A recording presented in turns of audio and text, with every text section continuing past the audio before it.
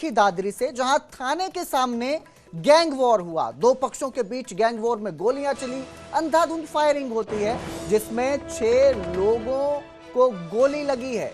Firing की वारदात सामने आई और गोली लगने से 2 लोगों की हालत गंभीर बताई जा रही है। जिनको गोलियां लगी हैं वो अंकित गांव मांकावास, कीर्तिमान हिसार और सूरजमान हेरू अंकित भिवानी सनी हिसार बताए जा रहे हैं। पर वारदात ये इसलिए भी गंभीर है कि गैंग वॉर होती है और ये जो गैंग वॉर है ये एक थाने के सामने होती है। किस तरह बेखौफ हो चुके हैं गैंगस्टर, ये इस घटना से सामने आता है। जो वारदात होती है, आपस में झगड़ा है, फायरिंग होती है, अंधाधुंध फायरिंग होती है और अभी जो 6 लोग घायल हुए हैं उन सभी को रोहतक पीजीआई रेफर किया गया है। जिनको गोलियां लगी हैं एक बार फिर से बताऊंगा, अंकित गांव मांकावास, वहीं कीर्तिमान हिसार का रहने वाला है, सूरज मानहेरू का रहने वाला, अंकित भिवानी का रहने वाला है। और इस सब के बीच सवाल बहुत सारे उठ रहे हैं सुरक्षा व्यवस्था को लेकर भी लोगों की। मेरे सहयोगी प्रदीप साहू हमारे साथ फोन लाइन पर जुड़े हैं। प्रदीप, बेहद गंभीर ये विषय है, गैंग वॉर होती है वो भी थाने के सामने। इस कदर बेखौफ हो चुके हैं जो आरोपी हैं कि अब सरेआम फायरिंग की वारदातों को अंजाम दे रहे हैं, गैंग वॉर कर रहे हैं। बिल्कुल कुलदीप, ये चरखी दादरी के सिटी पुलिस थाना के बिल्कुल बाहर का मामला है।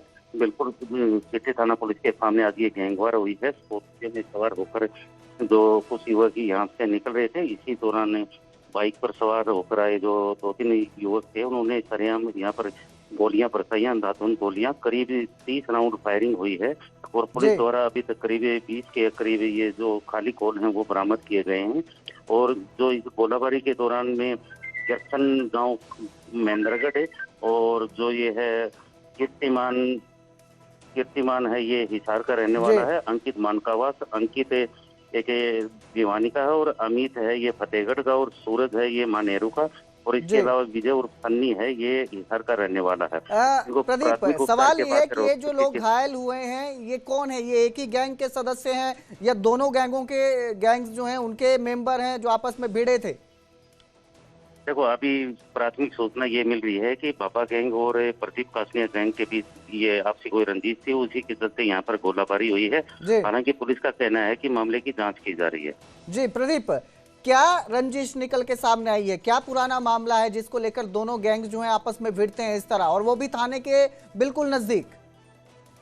देखिए कुलदीप, ये आपसी चौतर का ये मामला बताया जा रहा है। हालांकि पुलिस का ये कहना है कि आसपास की सीसीटीवी जो फुटेज है वो खंगाली जा रही है। तो कई जो पुलिस टीमें हैं वो फील्ड में उतरी हुई हैं और जल्दी ही आरोपियों को गिरफ्तार कर लिया जाएगा। जी, सवाल एक और प्रदीप यहाँ पे मैं आपसे लूंगा कि थाने के नजदीक ये वारदात हुई है, 30 राउंड फायर हुए हैं जैसा आप बता रहे हैं, 30 राउंड ताबड़तोड़ गोलियां चलती हैं। क्या थाने के नजदीक इस तरह की वारदात होती है और कोई पुलिसकर्मी वहां नहीं पहुंचता है, पकड़ा नहीं जाता है, किसी को काबू नहीं किया जाता है और अब सीसीटीवी का इंतजार किया जा रहा है, सीसीटीवी खंगाली जाएगी? देखिए, जिस समय ये वारदात हुई थी ये बिल्कुल शहर का पास इलाका है, यहाँ पर वाहनों की आवाजाही बिल्कुल जरूर थी और पुलिस थाना के बिल्कुल सामने ये वारदात हुई है। और कहीं ना कहीं ये सोच का एक विषय जरूर है कि भाई कहीं ना कहीं ये पुलिस को इस मामले में कोई ठोस कार्रवाई करनी चाहिए। जी, ठोस कार्रवाई की बात उठती है। आप ये तो गैंग वॉर थी, गोलियां चल रही हैं, आपके घर के बाहर एक झगड़ा होता है, 4 लोग इकट्ठे हो जाते हैं, पुलिस फिर भी नहीं पहुंच पाई। बिल्कुल, जो वारदात सवाल उठ रहे हैं पुलिस की व्यवस्था पर भी, थाने के सामने आके गैंग वॉर हो जाती है।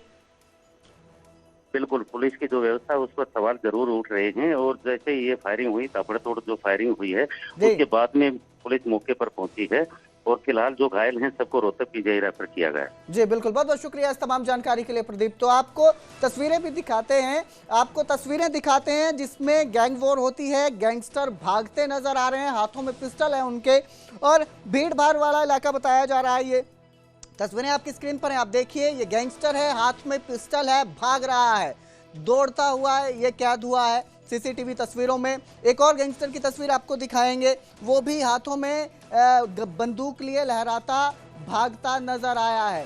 तो ये तस्वीरें आप देख सकते हैं कि किस तरह एक इलाका जहां पे भीड़ रहती है, आवाजाही रहती है, लोग होते हैं और इस सब के बीच गैंगस्टर आते हैं, खुलेआम हाथों में बंदूकें लहराते हुए ताबड़तोड़ गोलियां चलाते हैं। 30 से ज्यादा राउंड फायर किए गए हैं। सुरक्षा व्यवस्था को लेकर भी, लोगों की सुरक्षा को लेकर भी सवाल उठते हैं।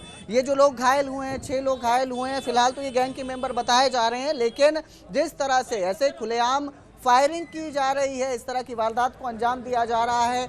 इसमें आम जन भी इसकी चपेट में आ सकते हैं और एक दहशत का माहौल भी पैदा हो रहा है, लोगों के बीच डर पैदा हो रहा है। देखना ये कि पुलिस तो कह रही है कि अब सीसीटीवी खंगाली जा रही है, लेकिन सवाल ये है कि थाने के बिल्कुल सामने हिम्मत कैसे हो रही है गैंगस्टर्स की इस तरह से खुलेआम एक दूसरे पर हमला करने की, फायरिंग करने की।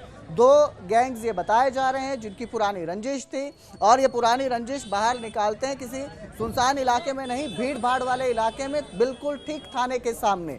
तो बेहद गंभीर ये मामला है। चरखी दादरी सिटी थाने के सामने ये गैंगवार हुई है। चरखी दादरी की ये तस्वीरें हैं और बेखौफ गैंगस्टर किस तरह हाथों में बंदूक लेकर सरेआम भागते सीसीटीवी में कैद भी हुए हैं। आपकी स्क्रीन पर ये तस्वीरें चरखी दादरी की हैं, आप देख सकते हैं, जो बहुत गंभीर सवाल उठा रही हैं। एक तो गैंगस्टर्स को लेकर जो बेखौफ हो चुके हैं, इतने बेखौफ हैं कि उन्हें किसी का डर नहीं। लोगों के बीच भीड़ भाड़ वाले इलाके में थाने के सामने वो गोलियां बरसा रहे हैं, इतने बेखौफ नजर आ रहे हैं। चरखी दादरी से जहां थाने के सामने गैंग वॉर हुआ, दो पक्षों के बीच गैंग वॉर में गोलियां चली, अंधाधुंध फायरिंग होती है जिसमें 6 लोगों को गोली लगी है।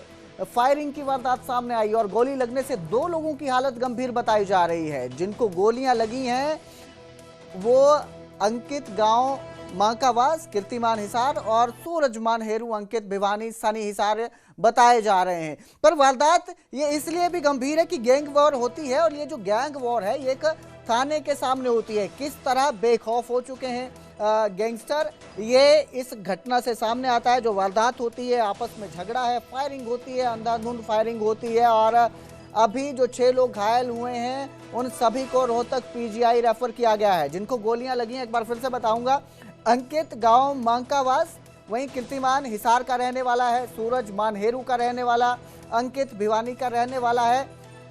और इस सब के बीच सवाल बहुत सारे उठ रहे हैं सुरक्षा व्यवस्था को लेकर भी लोगों की। मेरे सहयोगी प्रदीप साहू हमारे साथ फोन लाइन पर जुड़े हैं। प्रदीप, बेहद गंभीर ये विषय है, गैंग वॉर होती है वो भी थाने के सामने। इस कदर बेखौफ हो चुके हैं जो आरोपी हैं कि अब सरेआम फायरिंग की वारदातों को अंजाम दे रहे हैं, गैंग वॉर कर रहे हैं। बिल्कुल कुलदीप, ये चरखी दादरी के सिटी पुलिस थाना के बिल्कुल बाहर का मामला है। बिल्कुल सिटी थाना पुलिस के सामने आज ये गैंगवार हुई है। स्कॉर्पियो में सवार होकर जो कुछ युवक यहाँ से निकल रहे थे, इसी दौरान बाइक पर सवार होकर आए जो 2-3 युवक थे, उन्होंने सरेआम यहाँ पर गोलियां बरसाई, अंधाधुंध गोलियां, करीब 30 राउंड फायरिंग हुई है। और पुलिस द्वारा अभी तक करीब 20 के करीब ये जो खाली कॉल हैं वो बरामद किए गए हैं। और जो इस गोलाबारी के दौरान में जर्सन गांव महेंद्रगढ़ है और जो ये है कीर्तिमान है ये हिसार का रहने वाला है, अंकित मानकावास, अंकित एक भिवानी का है और अमित है ये फतेहगढ़ का और सूरज है ये मानेरू का और इसके अलावा विजय और सन्नी है ये हिसार का रहने वाला है। प्रदीप, सवाल ये है कि ये जो लोग घायल हुए हैं ये कौन है? ये एक ही गैंग के सदस्य हैं या दोनों गैंगों के गैंग्स जो हैं उनके मेंबर हैं जो आपस में भिड़े थे? देखो, अभी प्राथमिक सूचना ये मिल रही है कि बाबा गैंग और प्रदीप कासनिया गैंग के बीच